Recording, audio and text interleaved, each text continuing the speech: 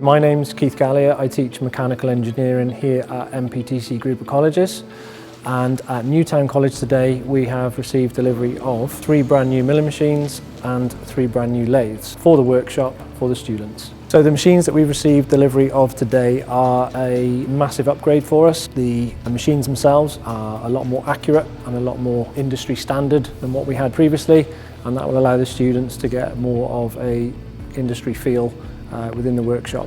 Motor high, motor low. So as you quite rightly pointed out, so at Newtown College we teach the level 2 performing engineering operations, which is engineering and welding. We teach the level 3 mechanical engineering as well, both in BTEC and EAL, so 2 different routes, whether you want to go to university or go straight into industry. And yeah, the students here can then move on to the HNC if they wish to do so. So Ewan produced this component on the lathe as part of his level 3 advanced turning. Working at level 3 we have to look at doing this at a really high accuracy of 0.1 of a millimetre. So with a new lathe like this, it'll have much higher accuracy, so we'll be able to... All of our students are apprentices, or most of them are, unless they come in as full-time. They come in from industry and they go back out to industry, and they've got a really bright future ahead.